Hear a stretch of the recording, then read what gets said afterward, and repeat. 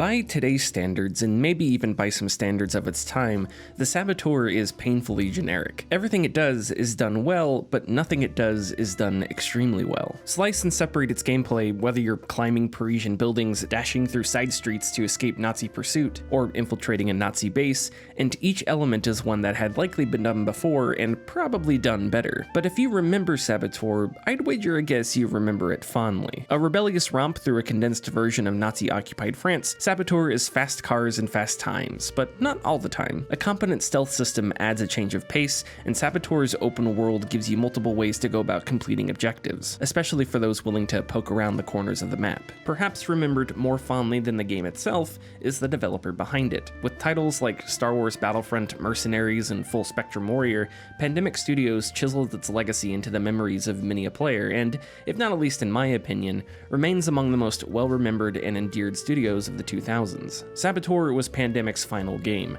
releasing about a month after the studio shuttered in 2009. Even if unintentional, it's hard not to see Saboteur as a last-ditch effort, a final showcase of the grand adventure and atmosphere Pandemic was capable of crafting, and all over an open world, no less. Regardless, a showcase Saboteur is, more than a decade after its release and cruising the streets of Paris in a sleek race car, the radio tuned to silky smooth jazz, is just as memorable as singing along with night moves while driving by the ocean in Los Santos. Where it lacked the originality, seamlessness, and overall polish of other open-world games, namely Grand Theft Auto and Assassin's Creed, Saboteur's formula wasn't nearly as well worn in 2009 as it is today. This was before Far Cry 3 had you liberating an island from bad guys, and way before Jin fought off a Mongol invasion of Tsushima. Running around and systematically liberating a captive open world was relatively new at the time, and it mixes well with Pandemic's penchant for big, chaotic battles over an open-ended play space, perhaps something that can be traced all the way back to the original Star Wars Battlefronts. Saboteur is old and it's quaint.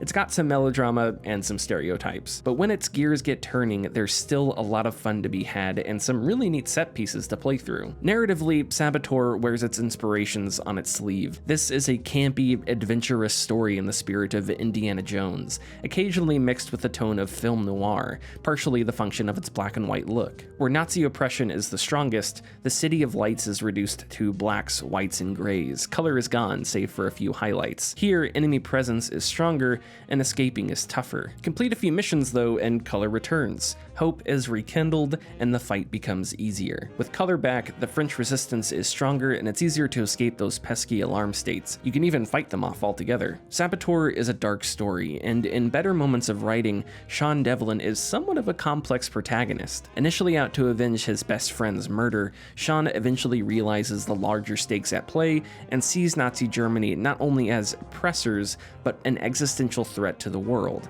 At least, that's the idea of his character arc. Beginning in 1940, before Germany's invasion of France, Kurt Dierker, a Nazi colonel and race car driver, shoots Sean's tire in order to win a race. Afterward, Sean and his best friend Jules decide to pull a prank. They sneak onto a Nazi base and send Dierker's prized race car into a river, which leads to one of Sean's better lines of the entire game. Maybe we should leave a note, eh? Dear Wanker, sorry about the bang-up. Send the bill to me arse. This, unsurprisingly, leads to their capture, where Dierker, suspecting them as British spies, murders Jules. Sean escapes, but Jules' death becomes the narrative's sticking point. All too eager to hunt Dierker down, Sean falls in with the French resistance, a reluctant ally willing to do whatever it takes to eventually get back at Dierker. Veronique, Jules' sister and Sean's kind of love interest, blames Sean for Jules' death, while other people around Sean, like Vittore, his manager and father figure, see Sean's reckless desire for revenge as destructive and dangerous. Even with Saboteur's sensationalized aesthetics, the frame of a nuanced narrative is there, one about the line between revenge and justice, asking what limits, if any, should be set on violent resistance when pit against uncompromising hate and evil. In execution, though, Saboteur's depiction of Nazis and some of its overt sexuality tends to also be pretty juvenile and pretty gazy. Saboteur, released alongside alongside Day 1 DLC that, among other things, enabled in-game nudity. One of Sean's safe houses, and the main safe house at the beginning of the game, is the Belle de Nuit, a cabaret in the DLC's main attraction. In an interview with Time published just after Saboteur released, lead designer Tom French was asked about Saboteur's Day 1 DLC and optional nudity, which at the time garnered some controversy. French said, "Paris has this inherent sexuality about it. I mean, Paris is really famous for its red light district and the Moulin Rouge. So having that in the game really put Sean in kind of the seedy underbelly of the world, and that's what we really wanted. That's the mood and the picture that we wanted to paint that the Resistance lived in. And on top of that, there's a lot of film noir influence in our game, from the modern films like Sin City or the classic movies like The Third Man, and those movies have a kind of inherent sexual undertone to them as well." I think on some level, you can understand the intent here. Saboteur's great opening scene where the camera pulls away from a dancer past a rowdy crowd of Germans and then to Sean is reminiscent to the opening of Casablanca. And like Rick's Cafe, the Belle de Nuit is an exciting setting, risky, tense, titillating, and rebellious. Sean hides right under the enemy's nose, making a mockery of the drunk and disorderly Nazi officers sitting just a few feet away. The stronger motivation here, though, is exploitative, even without nudity, and the sexuality on literal display one-dimensional. Saboteur's priority is less capturing the fantasy and adventuristic tension of movies like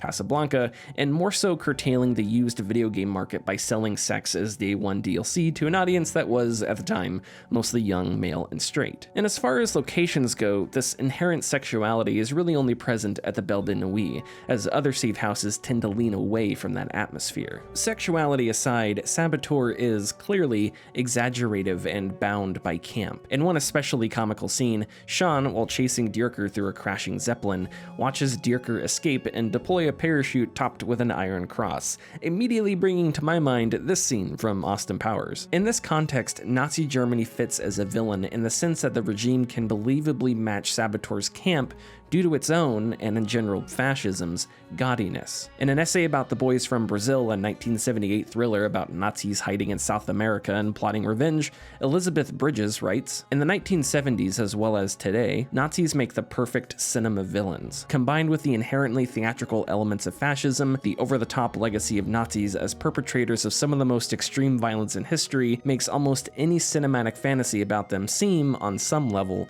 plausible." The ethics of both satirizing Nazis and using Nazis as villains generally is a well-tread, if still important, conversation. Issues arise not just from the possibility of historical misconception, but worse scenarios like historical revisionism and appropriation. How Nazi Germany, and by extension white supremacy and fascism, are depicted can alter cultural conceptions of what those ideologies are and what they were historically. Saboteur's over-the-top depiction of Nazi Germany and Nazism can be traced back to the Nazisploitation movies of the 1960s, 70s, and 80s, a subgenre of exploitation film that used Nazi characters and imagery largely for shock value and sensationalism. Many of these movies, and indeed what may be described as Nazisploitation's classic definition, were misogynistic, sadomasochistic, and sometimes just downright pornographic. They often featured scantily clad Nazi officers, torture, and mad scientists conducting horrific experiments. Famous entries include Ilsa, She-Wolf of the SS,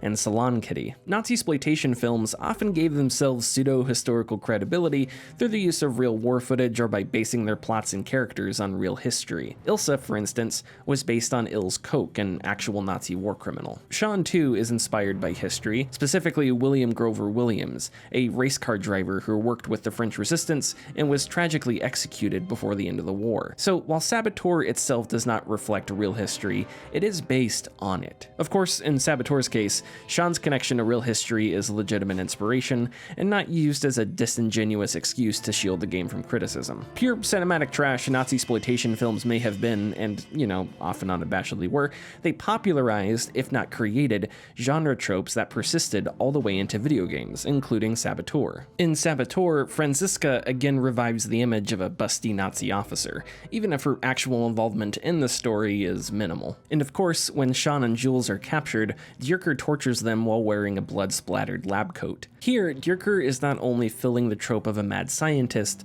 but specifically alluding to the inhumane and infamous crimes perpetrated by Nazi scientists. By Saboteur's time, it may be argued that tropes like these were more obligatory than anything else, even cliched, and probably not direct references to 1970s exploitation Nazisploitation movies. Return to Castle Wolfenstein not only uses that image of busty Nazi officers, but begins with a Nazi scientist using an outlandish torture device to electrocute a POW. Saboteur definitely has some exploitative features, but I don't think, under its classic definition, it could be considered Nazisploitation. But if we were to widen that definition and maybe consider other pop culture properties like Wolfenstein or even Indiana Jones, then Saboteur would likely fit the bill. And one thing Saboteur would have in common with these properties is how it constitutes Nazi evil. What Saboteur shows and tells us of Nazi evil is their oppressive and abusive attitude toward the people of Paris. It's that Dierker cheats in his race against Sean and that they invade France as a conquering army. In side missions, Nazis hold book burnings and arrange forced marriages. These things are morally reprehensible, but they're also generic. The atrocities of Nazi Germany are more specific. The Holocaust and the War of Annihilation in the East were integral parts of the Nazi war effort and Nazi ideology. Those things were not mutually exclusive from the war itself. Part of winning World War II for the Nazis was genocide. Regarding the Wolfenstein series and its plot involving Nazi super soldiers and high-tech superweapons, Jeff Hayton writes, "The Holocaust makes the violence in these first-person shooters acceptable. The Nazis are monsters historically, they committed inhuman crimes historically, and as such have forfeited their right to live digitally. In Wolfenstein, Nazism is evil, but for twisting humanity, not for genocide." Saboteur likewise rightfully frames Nazis as evil, but doesn't go so far as to provide a deeper definition of that evil. What Saboteur tells us of Nazi evil is mostly simplistic, and partially some of the reasons why the Nazi Party was and is immoral in reality, but largely omitted is the regime's anti-Semitism and ethnic cleansing, crimes which could be argued are one of the very reasons Nazis are considered acceptable villains in the first place. There are a few moments in Saboteur that could be interpreted as references to the Holocaust and general anti-Semitism, but the game never explicitly references or discusses either. When Sean saves Josef Breiman, a German defector and member of the French resistance, Breiman strongly indicates that he's Jewish. So what's a German like you doing working against his own side? They are not my side. And the Nazis, the blood running through my veins is a death sentence. And at the end of the game, Veronique recontextualizes Jules' murder as only one of a million murders. Stop it, Sean. You cannot go on living like this. Jules was a good man, but he was only one life. One murder among millions. This is not about my brother anymore. This is about something bigger than you or me. Can you not see that? It may have just seemed safer to avoid a more nuanced and accurate depiction of Nazi Germany than trying to balance an ideological understanding with zany German super tanks and parachute branding. The problem for Saboteur, though, is that it's specifically about a reluctant hero who, initially out for revenge, comes to realize there's a greater, more threatening evil at play. A selfish motivation becomes selfless, kind of like another Harrison Ford character. In the years since Saboteur and older Wolfenstein games, titles like Wolfenstein: The New Order, as well as its sequels, have portrayed Nazi ideology more explicitly. Not only is Wolfenstein's protagonist, BJ Blazkowicz, part Jewish, but he joins a resistance group made up of oppressed people. New Order doesn't just show us a world of Nazi occupation, but one where fascism, anti-Semitism, racism, and ableism are major parts of that world, manifested through its plot and characters. And while Wolfenstein has its own imperfections, that explicit depiction is more meaningful than the relative generic villainy we see in Saboteur. I think Saboteur was capable of providing that well-rounded understanding too, and had it done so, the narrative would have been more thoughtful. In truth, though, Saboteur's writing really across the board is pretty jumbled. Many of its emotional highs are unearned, Sean's romance with Veronique is forced and awkward, and some of Sean's more questionable actions are left unexamined rather than unpacked in any interesting way. Creating narrative urgency and narrative cohesion in an open-world game can be difficult because the player controls much of the pace. Tsushima desperately needs your help. But first you gotta pet all the foxes. Saboteur wasn't the first open-world game to struggle balancing player freedom with a seamless narrative, and it wasn't the last. Pandemic definitely makes an effort to manufacture that urgency and seamlessness. Characters send Sean notes telling him about stuff going on around Paris, signaling to the player that new side missions are available, and some side quests amount to nothing but short conversations. That Sean's desire for revenge is harmful, characters make him more than aware. When I heard you were back, I prayed that this vendetta of yours was finished. Your eyes tell me it is not. Dierker's still breathing. So what? Would you trade your own life for his? Aye, gladly. Then you are a fool. Only gravediggers profit from such madness. And these themes actually play out. The Zeppelin crash is emblematic of where Sean's quest for revenge is leading him. It's foreboding and a nice little bit of storytelling. But Sean's transition from reckless vengeance to fighting for a greater cause happens abruptly, without a smooth arc or detailed rationalization. Outside Sean's hunt for Dierker, most of Saboteur's plot is concerned with Nazi progress on an atomic bomb. With the help of British secret agents, including his on and off-again girlfriend Skylar, Sean rescues Dr. Klaus Kessler, a scientist whose defection to the Allies will rid the Nazis of their chance at nuclear weapons. On one hand, Saboteur does a good job putting its characters into tough positions.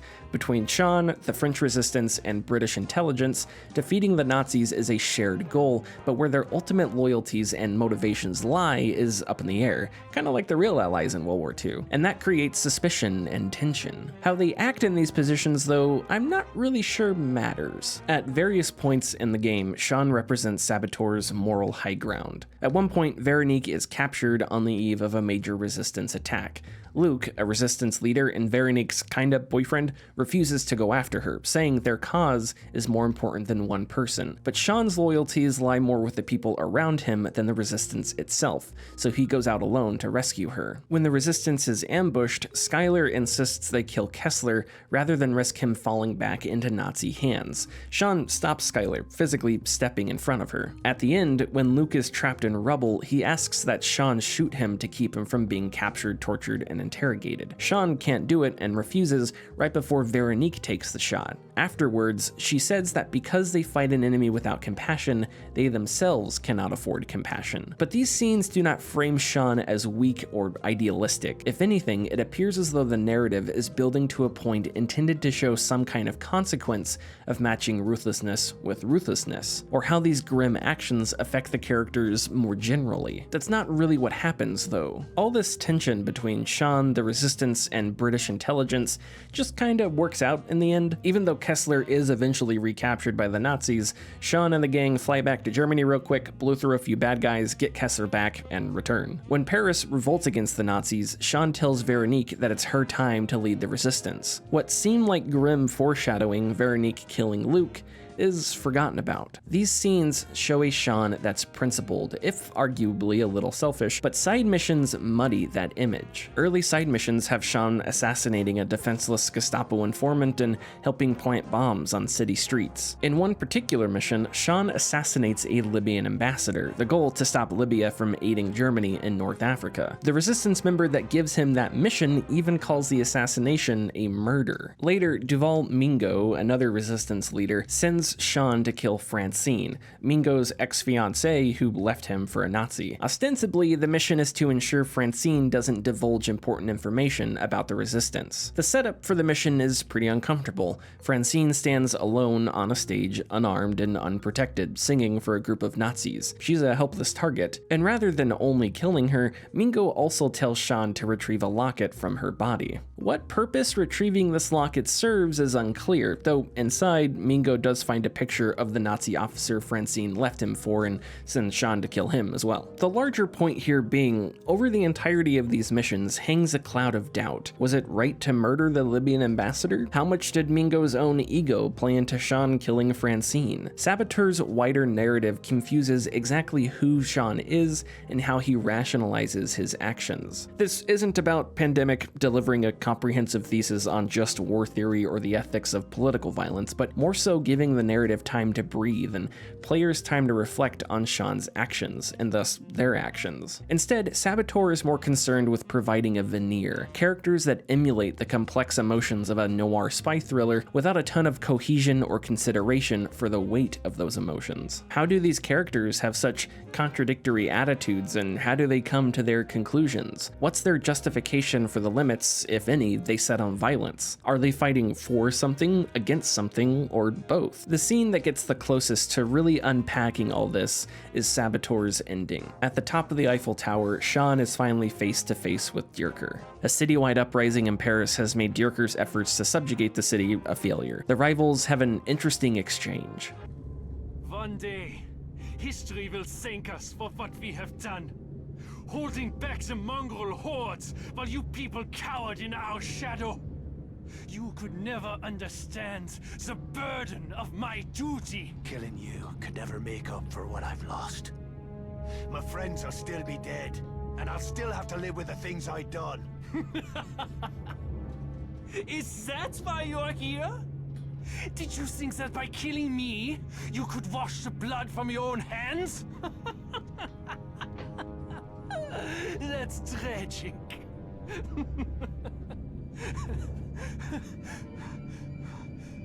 We are going to hell, aren't we, Irishman?